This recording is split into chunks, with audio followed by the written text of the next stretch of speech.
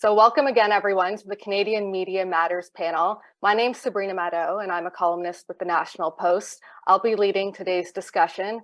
And at the end, we will have an audience Q&A. So if you'd like, you can submit questions through the event landing page. You'll see a questions tab right at the upper left corner. And we'd really love this to be an interactive conversation, so please do that. Today's discussion will also be recorded and shared with registered guests after the fact. And again, your input matters to us. So watch your inbox for a Canadian Media Matters survey and the chance to win $500. And with that, I'm going to introduce our keynote speaker for today, Shannon Lewis, who is the president of the Canadian Media Directors Council. And she has such an impressive bio that I'm going to have to read it now. Please don't. The CMDC operates to ensure a fair and progressive media marketplace, with members accounting for 96% of the total media investment and over $10 billion invested in the Canadian economy, jobs, and communications infrastructure. Now, Shannon was instrumental as well in launching an industry-wide initiative called the Canadian Media Manifesto, with the mission to sustainably grow the Canadian media ecosystem in a way that further supports the Canadian economy, fosters responsibility, and trusted journalism. Welcome, Shannon. I'll turn it over to you now. Thank you. Well said. Thank you, Sabrina. I am Shannon Lewis. I'm the president of the CMDC, which is the Canadian Media Directors Council. And today I'm here to highlight the profound significance of local news within our society, businesses, and a healthy Canadian media ecosystem. As leaders, we are gathered here today, and it is essential for us to all recognize and embrace the pivotal role that we all play as media agencies, and also individually as leaders in the industry. The challenges facing local media and journalism are definitely evident, and I'll show you some facts that are quite alarming. From the decline of advertising revenue to the rise of fake news, the need for reliable, trustworthy journalism and brand safe environments has never been more critical. So I want you all to imagine, and even write down a few words.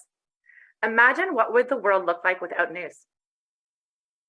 Just write a few words and reflect. Well, it may seem unimaginable, but I'm sorry to say we're actually not that far off. Information would be scarce, leaving us in the dark about important events that are surrounding us. Democracy would definitely face significant challenges. Transparency and accountability would definitely fade away. Now, however, news, as we know, local news is not just about information. It also serves as a powerful catalyst for social change. Throughout investigative journalism and impactful storytelling, journalists really bring to light the social issues and also explore and expose injustices in our society. So I'm going to give you a few examples that are fantastic stories that actually won some awards. Toronto Star, and Michael Beckerman will be speaking later, but there's a fantastic piece that's called Uncharted, and it's really, it was pretty deep into uncovering the police forces that are across our country. They're actually violating human rights. And Michael, I remember this conversation. I'm looking at Michael right now that we had about it. It's pretty powerful and compelling. And this kind of journalism basically holds institutions accountable, and it drives necessary positive change in our society. Now, I can't forget the brilliant journalist that's with us today, Sabrina. I was reviewing all your headlines, and I have to say, you are bringing the issues of today to the forefront. So the one from yesterday was about affordable housing. I'd love to actually have a private conversation with you about this, but it's a great piece. It's again holding the government accountable, because for first-time buyers, which I'm sure a lot of your children are first-time buyers in the group on the call, there are ongoing challenges that we just cannot get through. And supporting journalism like Sabrina's piece also prompts important conversations that we're having in society. So these are just examples of how it's so important to invest in local journalism and also the necessity of local news. So unfortunately, we don't have a chat, but keep those three words that you described, what is unimaginable, and please, if you could send it to me, I'd love to know, because I love research. So it's Shannon at CMDC. Send me what that world to you would look like. Now, in the absence of news, obviously this is if there was no local news, this would be dramatically impactful to business. So you think of the morning, it would hinder the market insights, trends, innovations, consumer behavior data, making it difficult to actually make informed decisions and also stay highly competitive. Now, additionally, we as marketers would face challenges actually connecting with diverse audiences and also leveraging data and insights for intelligent, for effective advertising.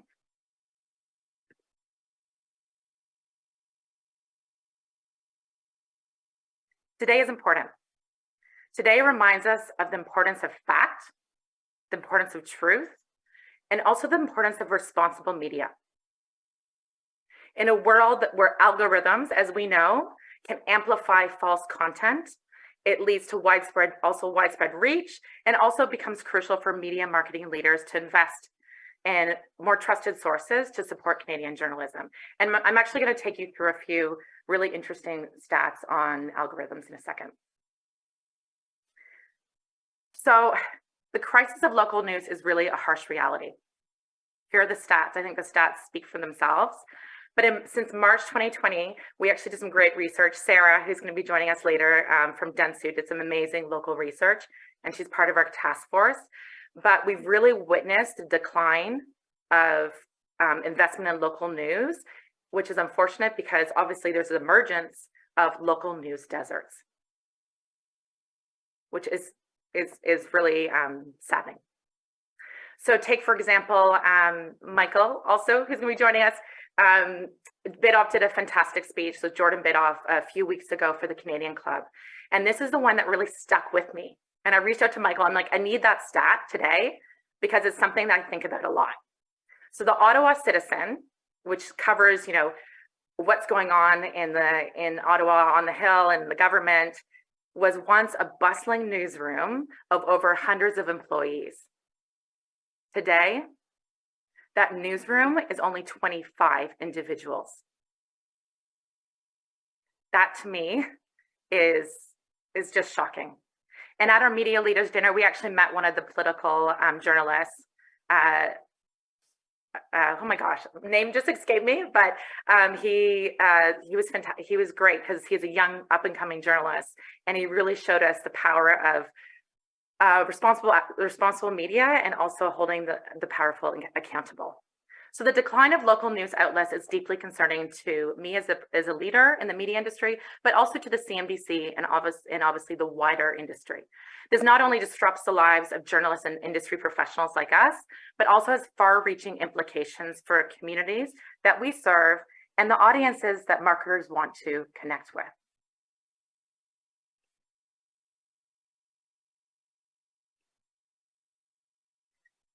AI. It's in every single news headline. It not only dominates the headlines, but it also dominates the back end. So listen to this. AI chatbots fuel misinformation at scale. And we have a great partner. They're called NewsGuard. I recommend everyone to look them up. Their mission is to combat misinformation. And they have this great research that shows that basically there's bots that are called content farms, and they populate they kind of house low quality websites, and they generate clickbait ad articles and headlines, obviously to drive advertising revenue for those sites. So this is where it gets a little bit frightening, is that they've found 59 AI generated news sites. One of them in particular was just opened in February 2023, and it's anonymous, the owner, no one knows. So where's credibility? Where is integrity? The widespread use of AI in this matter, because AI can accelerate our learning, but in this matter, it raises really deep concerns about this dissemination of false information and the impact on public perception.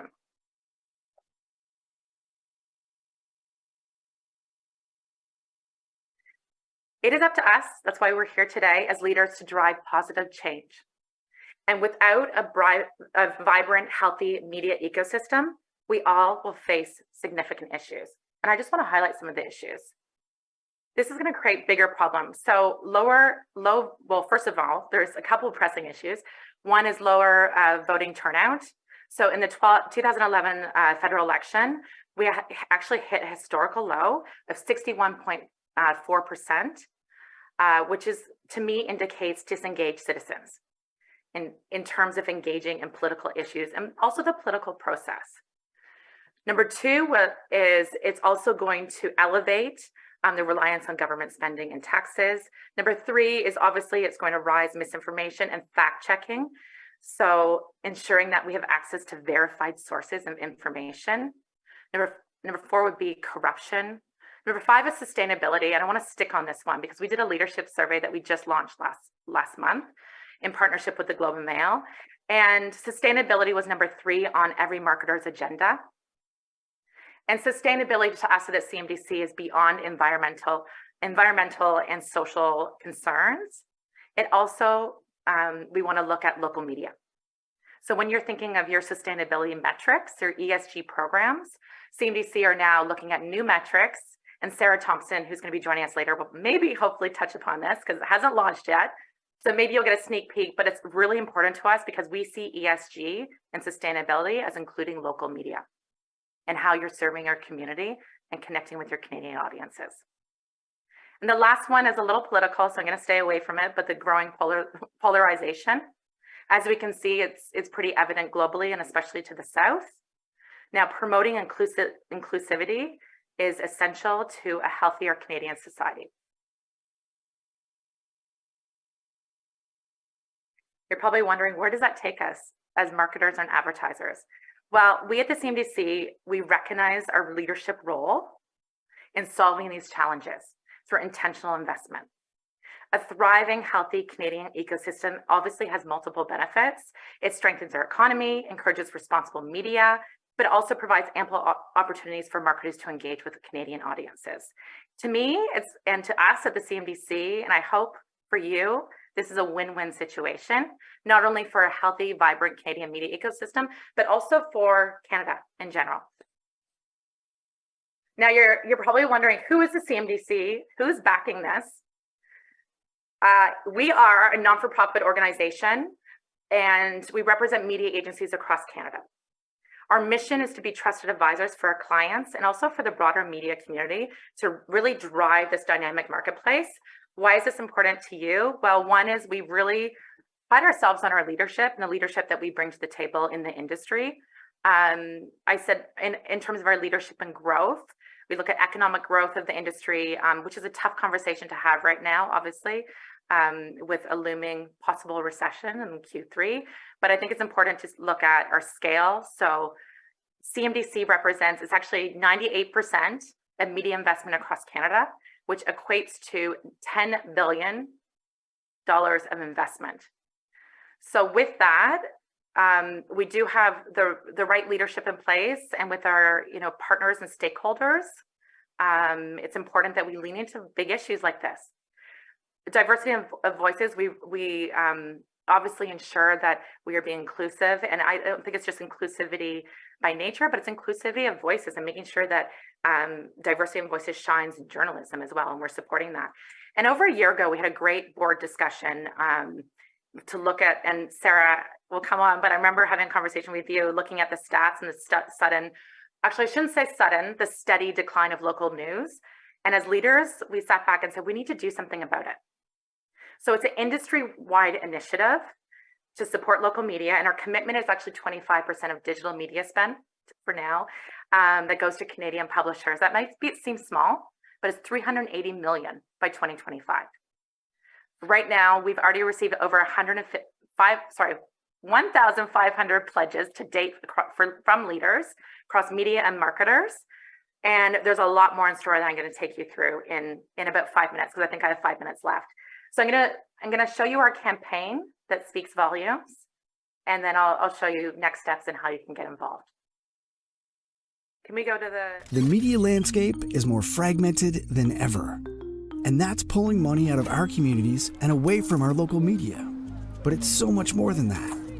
As more and more people turn to digital news, misinformation has become even more prevalent, and the role of local media even more vital. But there's another shift happening too. The loss of local media means Canadians have less access to the news they trust and rely on. Now they're relying on industry leaders to come together and provide a platform and voice for community news sources. As members of the CMDC, we represent 96% of Canada's total advertising investment. This means we have a critical role to play in helping Canadian media thrive. It starts by committing to change. It starts by committing to invest in Canadian media outlets. It starts when you take the pledge. Canadian Media Manifesto. Take the pledge. So it's beyond just actually taking the pledge. I'm just going to share some of the print ads because I think the headlines speak volumes.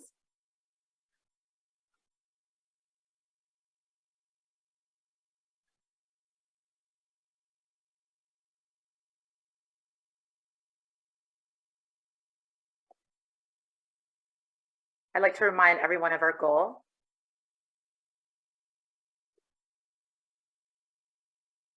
So in the context of policy, I'm not going to dive deep because we only have a little bit of time, but this is really our industry commitment. Now, our industry commitment is actually a bit greater than Bill C-18, but I have to say our objectives are the same. And the objective obviously is to support local media and Canadian journalism, even though the advertising trends are trending down. So the heart of the manifesto is the same as Bill C-18. And so we know that we're definitely on the right track. But again, this just shows the power of an industry and how we as leaders, if we come together, we really can make a difference. And we've done extensive research. Sarah is actually on my task force, and she will probably allude to this in our conversation. But with this extensive research, we actually looked at the steady decline of local news investment. Right today, we know that 19.5 digital media investment is going only to Canadian media, and we're kind of no pun intended, investing in research through our partnerships to further support this with case studies and reports. Dentsu has also done some great research around attention and trust and how they're actually closely linked. And according to the study, local news, newspapers, radio, and TV will all enjoy higher levels of trust and capture greater attention. If you want to dive deep into the research, I'm sure Sarah and Dentsu's team, and also she's done some great work with Tees, would be open to sharing that with you. And we also are going to have all of our reports on, we have a hub, sorry, and everything's online. So please dive into it. With that being said, Dentsu also looked at two important things. So this graph basically illustrates the advantages of advertising in highly trusted environments. So we look at it from a Canadian point of view and your civic duty and civic engagement, but also we look at it from a obviously marketer's point of view. So marketing in terms of trust, recall, so brand recall, and the contribution to brand equity. Together, we can make changes. So we can actually move from efficiency to effectiveness. We can review investment and look at brand safety and suitability. We partner with NewsGuard, which all our members have access to. We can be more intentional with our investment. And we can, I know Torstar and Jordan Bidoff alluded to this, but it really looks at brand values. What is your core brand value as a brand? And then look at your ethical media supply chain. I kind of challenge all marketers to do that today. I'm going to skim over this just in the interest of time, but our roadmap is, I don't say success, I actually say it's progress. So this is not the end of our journey. We are just getting started. And what drives progress is educating and inspiring our community, really being leaders in the industry we just hosted a leadership summit. You'll meet Jeff from Village Media, who's joining later. And Sarah also is going to be joining, who were kind of instrumental to the local media debate. Partners, we also support startups. So we've met with a few fantastic Canadian startups. I do want to mention them. So Village Media, The Peak, and NewsGuard. We've done kind of alliances with them and really supported their startup nature. New metrics of success, which I'll touch upon soon, and measurement. So we can't do it alone. What's really important, as I talked about transparency and accountability, is we partner with measurement companies, SMI, to track our progress. So SMI are really the engine. So they're the technology engine that is going to measure our tracking of how much investment is actually going to local media. And what that looks like is we've created this task force, which 6 of our member media agencies sit on the task force. We definitely couldn't do it alone. I couldn't do it alone. So I have to say that we have a really dynamic task force, the minds and the energy behind our mission. And then from that, we've actually asked agencies to disclose their local media spend, which we just finished. So for the media agencies that are on the call right now, thank you so much. I know it was a lot of work. It wasn't easy, but everything is in. So I'm hoping that by the fall 2023, we will be able to share the metrics, and we'll be able to share how much we need to grow and how much we need to move the needle forward to reach our goal of 370 million by 2025. So again, it's more than just a pledge. It's about action. Media agencies, we can't do it alone. Marketers and CMOs are our partners. So we've actually reached, through our leadership report and also just testimonials and speaking to the marketing community, we have reached out to different marketers to talk about our mission, talk about the importance of investing in local media, not only from importance of the individual leadership, but also on the whole Canadian media ecosystem and the health of it. So we recognize that the task in hand is substantial, and we definitely cannot do it alone. So we need key stakeholders to be involved. So I am going to do another call out to CMOs on the call. Please reach out to us, reach out to your agencies, and really champion local media investment. Our manifesto is not just a statement. We look at it as like a catalyst for action. So it's inspired so many powerful partnerships that are driving forward and driving momentum and positive change. I just want to highlight a few noteworthy partnerships. So one would be Group M and Torstar that just recognized or just did a deal recognizing the importance of investing in local. NewsGuard, we launched a partnership with them to ensure that we are creating brand safe environments. Teads and Dentsu have some fantastic research on brand safety and also trust and attention. And these partnerships are just the beginning. So CMDC's manifesto is a catalyst for positive change. So it's supposed to be inspiring in order for you to actually create action at your agencies and beyond.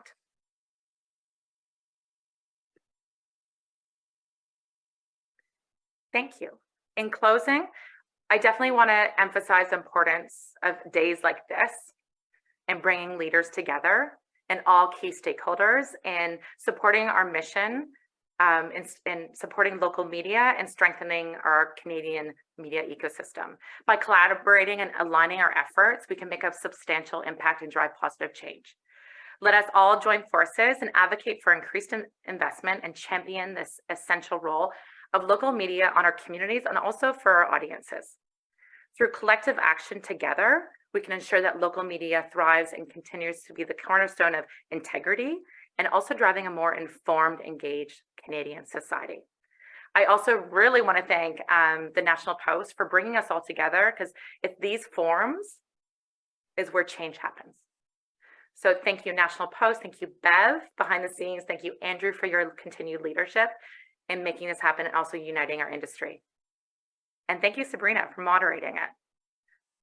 Thank you, Shannon. That was such a compelling and in so many ways, unfortunately, disturbing presentation. And all the research and data you were talking about, I've seen firsthand. You know, in my career, I've worked for not one, not two, but 3 local media outlets that no longer exist. And I've seen far too many journalists and especially young journalists leave the industry. So thank you for sharing all of that with us.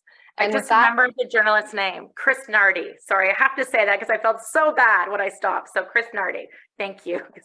No problem. I know how it is. It always comes right after you finish up. Exactly. But with that, I'm going to introduce our very esteemed panel so we can also get their perspectives on the current media landscape and how important local media is going forward. We have with us Andrew McLeod, President and CEO of Postmedia, Jeff Elgie, CEO, Village Media, Michael Beckerman, Chief Client Officer, Torstar, Sarah Thompson, President of Dentsu, Sam Bavacqua, General Manager of La Presse, and Caroline Giannias, President of Radio Connects. Well, let's get right to it because I know we could talk all afternoon about this, but we only have so much time. So Andrew, I'm going to pick on you first. What would you say to people who would say the need to support local media is a government responsibility rather than one of the media themselves or the buyers community? Thank you. First of all, pleasure to be here. Where would I start? I think certainly it's to some extent a government responsibility, but I think more fundamentally, it's a societal issue. I think societies, certainly Western democracies, need to take a hard look at this question and reflect and understand on the reasons as to how we've arrived at this situation and what steps we want to take collectively to address it. I think Shannon spoke fairly eloquently on some of the challenges that we've seen in our societies over the last 15 years, which I think to some extent you can correlate to the rise of these global tech platforms. But I think it's well understood by everyone on the call. And I would say people in general, certainly in Western democracies, about the value that journalism brings in terms of holding power to account, in terms of informing its citizens. Trusted quality journalism is quite literally a part of the fabric of our societies and has been for hundreds of years. And I think not only journalism, but the points of dissemination, how it's shared and propagated, is equally important in terms of the trust that people get from the information. And, I spoke a moment ago about the rise in polarization. I think, I don't think you have to be a PhD to understand that there's a relationship between the dissemination platforms where people consume information and how they're architected. I mean, these are platforms that are designed by algorithms that appeal to our baser natures. We all have these elements in ourselves. And when you have systems that are designed and engineered to appeal to those baser natures, that has a number of negative consequences. And I think you could, spend a whole lot of time on a different panel talking about what those are. But for us, I think it's a fraying of the fabric of our societies and our democracies. I mean, look at the level of polarization that we're seeing, certainly in Western democracies. I think polarization isn't necessarily allowed in other political systems, so they don't have to worry about it as much, but certainly we do. And I think that's a lot of that is attributable to the environment that we find ourselves in. And just wait about the next US election cycle. They're already talking about deep fakes and AI-driven content and how that will be propagated across these algorithmically driven platforms. It's going to start to manifest itself in terms of some very real consequences. And I think people are starting to really wake up to the importance of this issue, not just in Canada, but around the world. And so I think the question is, how do we address it? How do we fix it? And whose problem is it? I think it's everyone's problem. I think it's something that's foundational and fundamental to our society. And I think, we have to step back and say, who's got the power to try to address some of these inequities? And I think government absolutely plays a role. And I think you're seeing that in Canada with Bill C-18. I spoke to some people in Ottawa this morning, and they tell me it's imminent. Its passage is imminent. So I've got my fingers crossed. I think courts around the world are looking at it with the dominance of, the anti-competitive nature of these platforms. Some would say duopolies. And I think the courts will play a role in unpacking that. And you're seeing that in the US, you're seeing that in Western Europe, and certainly Australia. But I think for the folks on this call, the CMOs, the buyers, the planners, the agencies, you guys play a foundational role in our ecosystem. And with you and your institutions, you have incredible power to address the playing field that's fundamentally unlevel. And I think that by engaging with you, by you understanding the power that you have relative to where you allocate your spend and the nature of that spend and what you align your advertising dollars against, the types of content, that will play an absolutely foundational role in really addressing what I think is going to be a foundational issue that's going to grow and grow in its importance. So I would just close with, let's work together to make positive change. I think there's a real opportunity to address this difficult environment that we find ourselves in. And with a little bit of work and positive engagement, we can get to a much better place. And that will pay dividends, not just for us in the near future, but for future generations. And for those of us that have kids on the call, I think that's critically important. So I'll close there, and thank you very much for the question. Absolutely. Now, Jeff, as a relative newcomer in the publishing space, what approach has Village Media taken to break into this well-established area that's going through a tough time for all the reasons Andrew mentioned and more? Thanks, Sabrina. I think Shannon references us as a startup. I think that's kind of funny. We've been around 10 years now, but I do still feel like a scrappy startup. I think the Montreal Gazette started almost 250 years ago. So in that context, like, we're just babies in this business. So for us, we spent a lot of time thinking about the communities that we want to operate in. So we'll survey them, we'll look at a number of different metrics, make sure that they're right for us and that we're needed.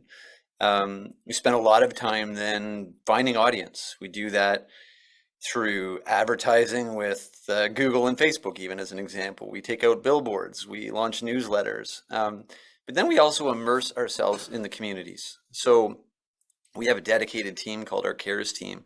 So they'll identify local events, nonprofits, charities that we can partner with as a new media organization to help make the community better, whether that be through sponsoring what they're doing, participating in events, or even launching awards programs or a random acts of kindness program.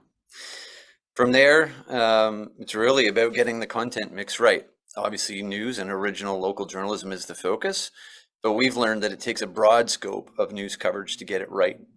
Basically something for everyone all throughout the day. And then beyond that, even other community content. That could be weather, could be webcams, could be obituaries, in some cases classifieds and more. It sounds like it's complex, but really it's the model of what a daily newspaper used to be in a healthy community where it had all those things. From there, our sales team has a really refined approach as to how we deploy what we call community-based marketing programs for local business. So it sounds simple, but over the years, we've got about an 88-step rollout guide to launch a new community and a sales playbook that's about 100 pages long. So there's a lot to it, and there's still lots to learn. Thanks so much, Jeff. Now, Michael, Postmedia and Torstar are two brands who have been around since the 19th century, and you've seen trends come and go. And for decades, brands wanted to get that Section A placement next to local news. But now we're seeing news brands often being blocked by trading desks. How do we address that omission issue from a brand safety perspective? Oh, I love that question. Thank you very much. And first of all, I'll try to give you a fresh and original answer because Shannon and Andrew did such a good job in terms of covering some key themes and philosophies. And Jeff has bet me dinner I can't finish an answer within 3 minutes. So I've already started my clock as well on that. I do want to thank everybody that's attending. Like, it's a sunny day here in Toronto. You probably have 5 different conferences you could have attended today and a busy work schedule. That you would take the time for this important discussion, I think shows that you're both allies and you're intentional and purposeful in terms of your guardianship of your brand. And I really applaud you for carving out this time. So thank you very much for that. In terms of the question around kind of blacklists and keywords, I'll give you an anecdote because Shannon did such a great job in terms of covering some key themes. I was sitting across from a bank, I'll try not to mention their name, and they were underrepresented with Canadian media and underrepresented with Torstar. And the chief marketing officer and the head of advertising recognized that. And they started to use our words back at us. They talked about the ethical media supply chain and the importance of, in this case, a banking leader investing back in Canadian owned and operated news. What I loved about it was they recognized that we're not a charity, is that we can provide high value, performance oriented audiences. But what was prohibiting them for reaching meaningful spend levels were the blacklists and the keywords. And before I started my song and dance, the head of advertising did it for me. And she spoke about that why on earth would we take out news organizations that provide a halo effect to their brand that is 2 times greater than when they appear in social media, right? Within the Canadian owned and operated media, each click is a human click. You know the source of the news compared to when you're lock and load and sleeping on it programmatic. You're not sure where those dollars are going and where they're going to go to be supporting. And so what was exciting to me was, and they had a funny little exchange. They go, well, we don't want to have an ad right beside a COVID article. And then a saner person in the room said, of course we do. That's going to be an article about public health, right? And so that's exactly where an appropriate ad adjacency would be for a bank or a telco or what have you. So we're spending a lot of time debasing the mythology. We're asking more people to be informed and purposeful, to seek out Canadian-owned and operated sites because you're going to enjoy a halo effect in terms of integrity and trustworthiness when your ad is in the Toronto Star app or in the National Post app. So that's how we're going about it. So I challenge the people from the agencies and client side, be intentional, be purposeful. You're going to miss out in quality brand guardianship if you get too lazy on blacklists and keywords from a programmatic side. Thanks. Thanks, Mike, and congratulations. I think you won your bet. Sarah, I'm very curious, how should publishers work with agencies and media planners and clients when it comes to expressing the value of engagement versus a passive click? Well, I think there's a lot to unpack within that, because measurement alone, we've kind of been told how to measure the success of media and advertising campaigns by a lot of platforms. Rightfully or wrongly, they have trained and tooled us for the last decade. It's time for us to take a harder look on what is actually driving value for a business outcome. We've been over reliant on just click as an indicator of something is happening versus realizing that publishers, news outlets actually have higher dwell time, more attention, and more trust. And that's not just true of our newspaper and news organizations, but it's also true of radio stations. It's true of local out of home, that the media mix that we are evaluating, if we're just chasing fast moving metrics at any given time, that doesn't actually tell you whether the plane is taking off or the plane is landing. We need to reassess what is foundationally important to drive a business outcome for our clients and what actually elevates their brand. Attention is one of those metrics that we've studied quite extensively, and you saw a little bit of that from what Shannon alluded to. Attention is important because if your ad is not actually spent any time on, be it peripheral or actually, dedicated attention, what's the point? Because you're just having somebody click on something that doesn't necessarily tell you that they're actually digesting your message, understanding what you're trying to say. So we need to hit a really hard reset on the measurement and analytics that we have attached to our media plans and media strategies, so that we have higher quality media at the forefront of our media strategies and plans. And at the end of the day, we are all just stewards of our clients' investment. I kind of look at it as this way. We can either decide that as an industry of media leaders, we want to be robo-advisors and we just want to take briefs and transact on those briefs, and that's fine. But in truth, I want to be a high net worth advisor. The client is coming to us with tens of millions of dollars and asking us to drive business and brand outcomes. That comes with a lot of reverence and a lot of professionalism that we need to imbue back into our media organization so that we're actually delivering on business outcomes and tangibly proving them. And as we continue to measure media and local media in Canada, what we're finding is that these partners that you see today, and a whole bunch of others, from APTN to our local broadcasters that aren't present here today either, they all contribute to a business outcome. And the way you were framing it within a media plan, I remember having a conversation with Christine Saunders on stage about last year from Starcom, and we both said if we were just as critical of broadcasts and other plans as we are of pennies being moved in a strategy or looking at the holistic media plan, imagine how more transformative our industry would be. My ask, and this is the same thing that I say to clients, is it's time to reassess.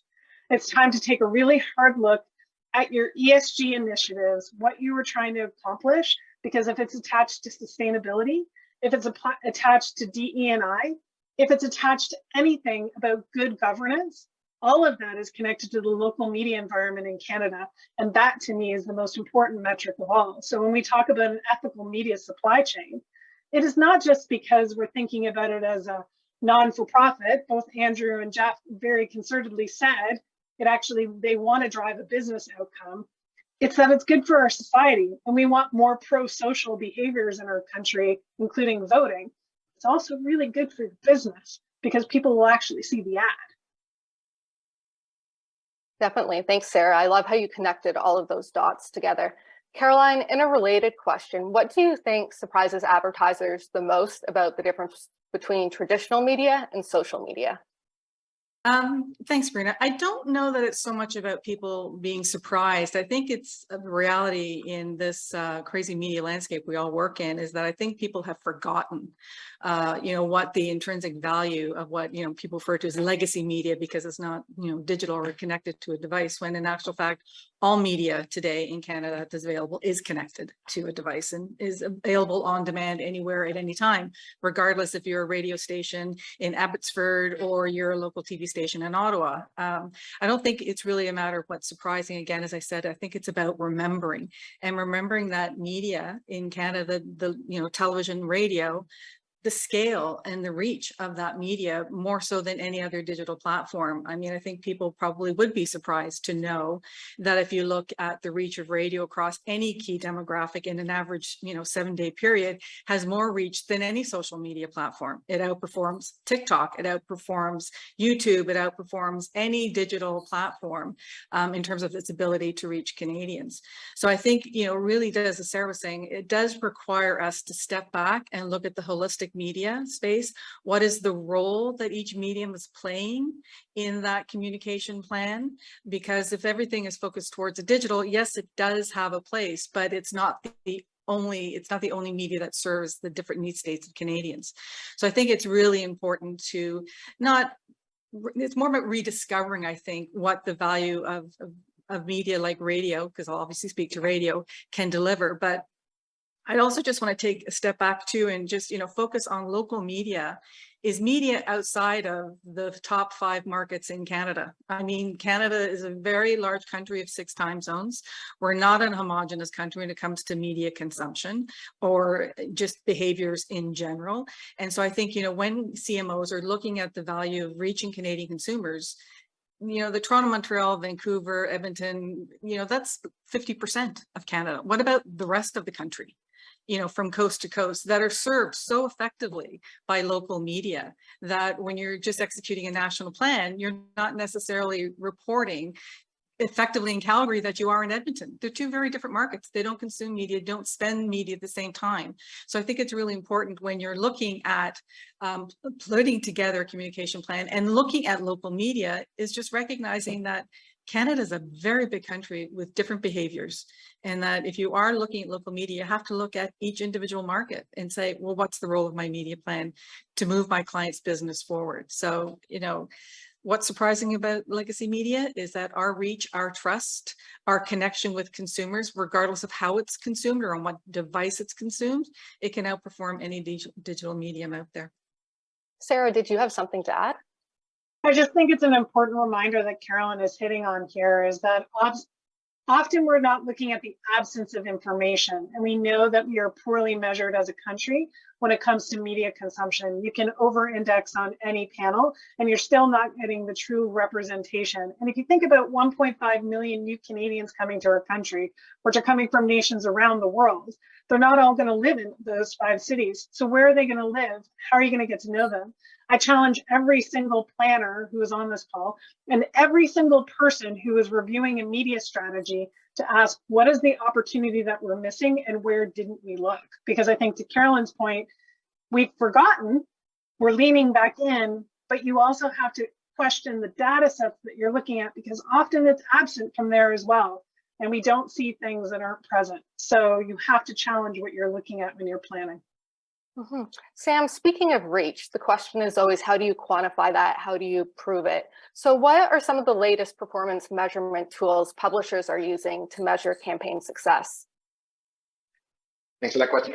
Listen, I think that, everybody's doing a great job covering a lot of the subjects. And, I think one of the main things that Sarah hit on is really reevaluating what success looks like. I think as a Canadian publisher, we need to work very closely with our advertising partners and move from a vendor relationship to a partner relationship and really have those discussions to kind of understand what success actually looks like. That being said, we have all of the standard metrics in place. We have all of the tools in place, GAM, DV360, all the dashboards that you need and want, your DSP of choice. All of those metrics are available to you should you use us programmatically. It's really about kind of like, what are we doing? We are, as publishers, spending a lot of time, money, and energy on our sites, our site design, not only from a UX standpoint, not only from a user standpoint, but from a advertiser standpoint, in order to make sure that we meet and exceed all of the metrics that are out there, viewability, et cetera. So anything that we would see in the marketplace, we strive to be above that. And this is something that we continue to do. Another area where we're investing, and this is where I think we can really work really closely with our advertising partners, is on our audiences. We're investing in our audiences. At La Presse, we have a CDP in place, a customer data platform.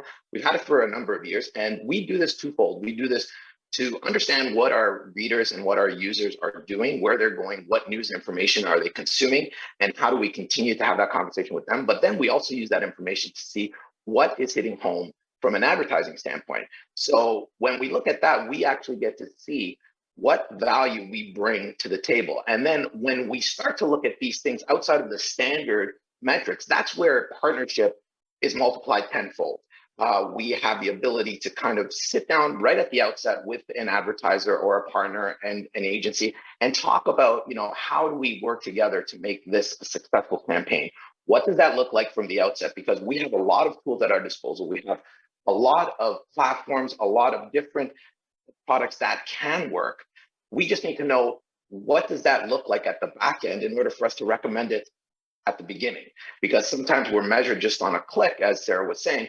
Well, that's not telling the whole story. There's the engagement piece, there's the viewability piece. There's so many other pieces of the pie that are not being considered when we just look at that last click. So for us, it really is, an opportunity not only during the campaign to shine, but also post-campaign. We can work with you hand in hand, where some of the big platforms maybe don't do that, and provide you with post analytics, brand lift studies, things of that nature, where we can actually put our best foot forward and say, this worked really well and here's why. And we can help paint that story and tell that story back to your advertiser in order to ensure that they see where those success metrics are. Thanks for breaking that down. That made a lot of sense. Mike, I'm curious where you see local media going from here. Does the industry continue swimming upstream? Is there a trend reversal? And if so, what are the indicators you'd be looking for on that? Yeah, great question. I think that we're having this discussion. I'll give us a 6 out of 10. The quality of discussion is a 10 out of 10.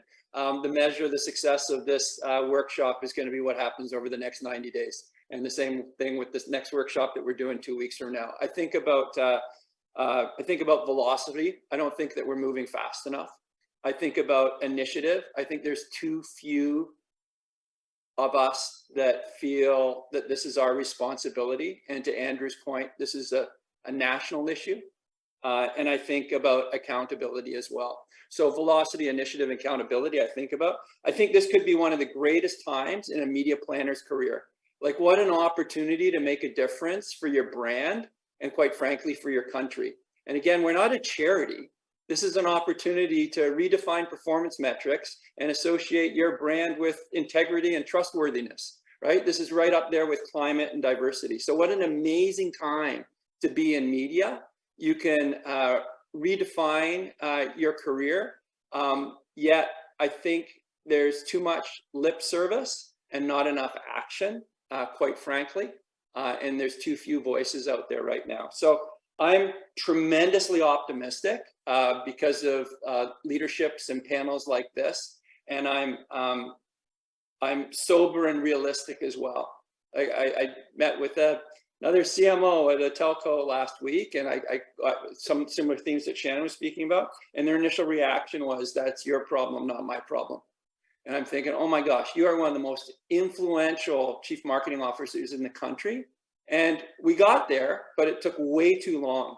And so for people to open up their minds and open up their hearts and recognize this is a critical time within our country's history, but what a tremendous opportunity it is. I think the next 6 or 8 months are going to be critically important. And so I just ask people to think about velocity.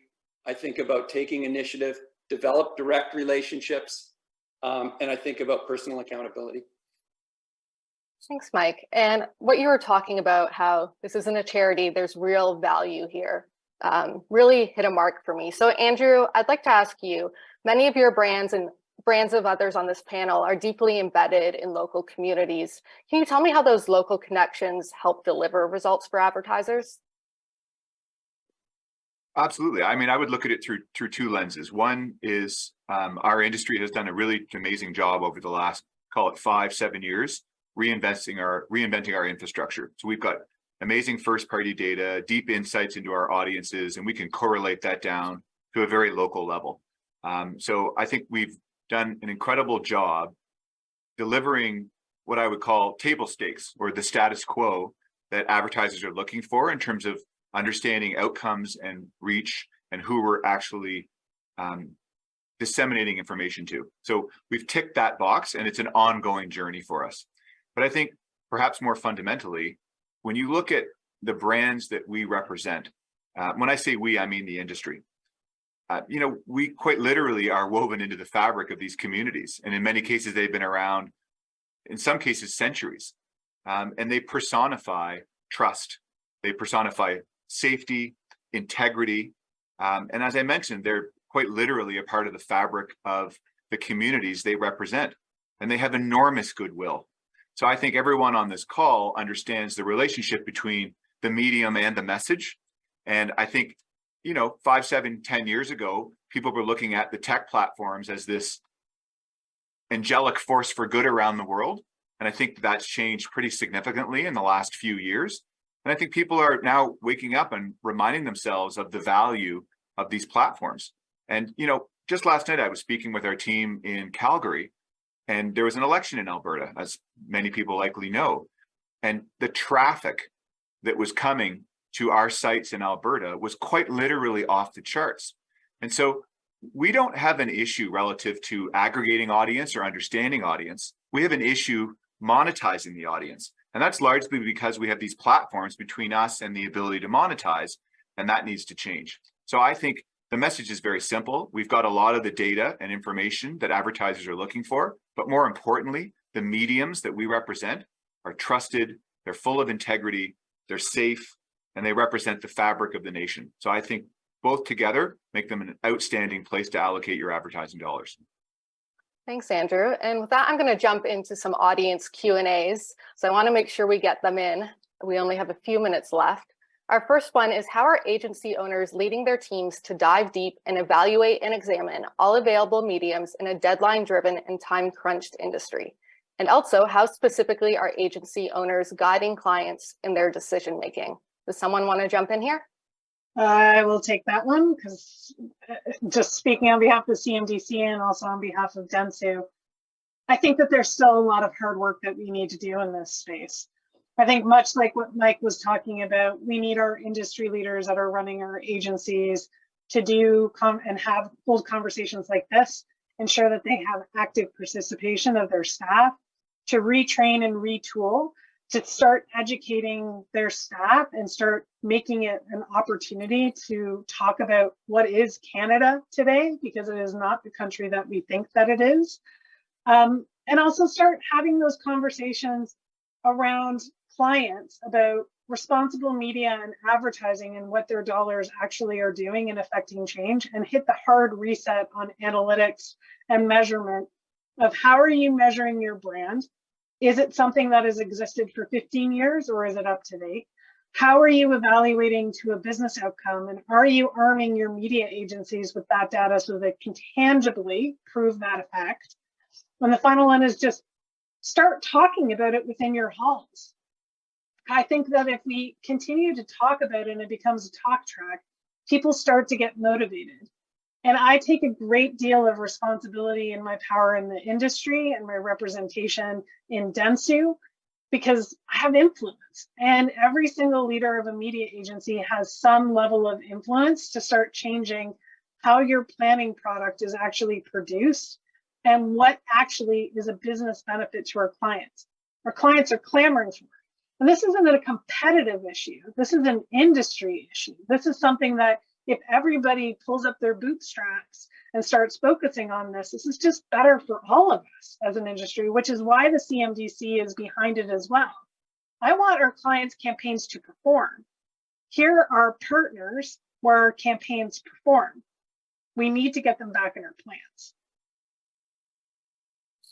Another audience question that I think is a nice follow-up to what Andrew was talking about is, can we get some actual examples of local campaigns that were successful? Maybe Sam, you could take this one.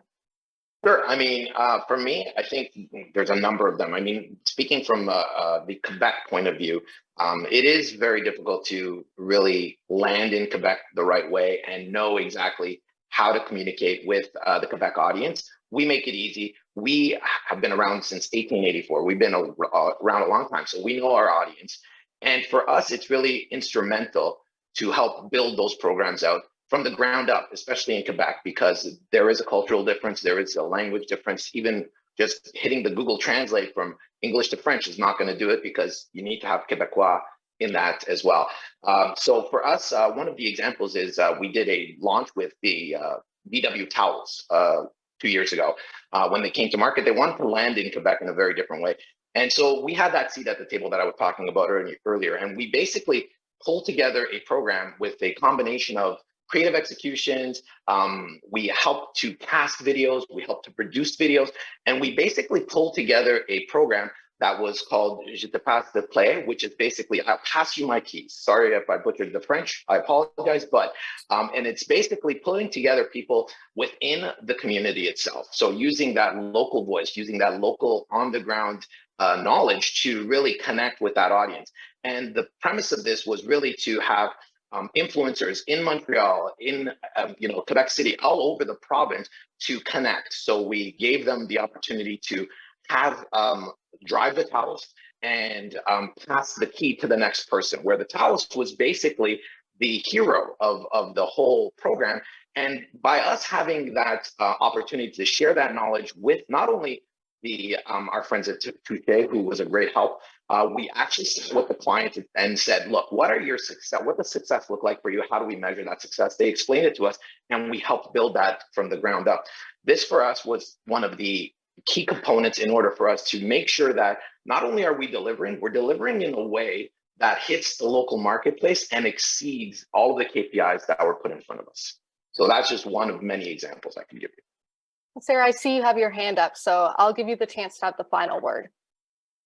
We embarked on a study with TEADS because it's really important for us to bake into all of our service level agreements some level of research study that benefits the actual industry. We're happy to give it away, but the study shows that local news and even local sports actually has higher dwell time and more benefits to two critical industries. One is alcohol, the other one is CPG, which are two big investors in our Canadian market.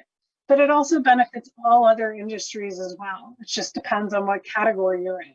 So if anybody wants that study, please reach out to me on LinkedIn. You can find my email address. You can contact Shannon.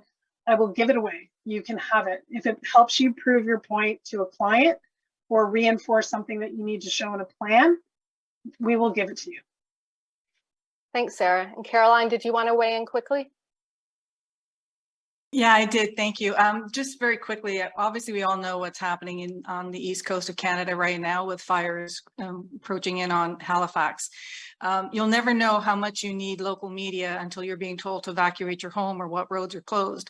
And, to all of the advertising community out there, without that investment in local media, without that trust in local media, those stations, those papers won't be there. And I can guarantee you Google and Facebook are not going to be showing you emergency exits to find, how to get out of your town safely and how to get your pets home safely. So, if we have a responsibility to one another across the country, that responsibility from an advertising perspective is to support our local media, which supports our local community, which it benefits everyone, everywhere.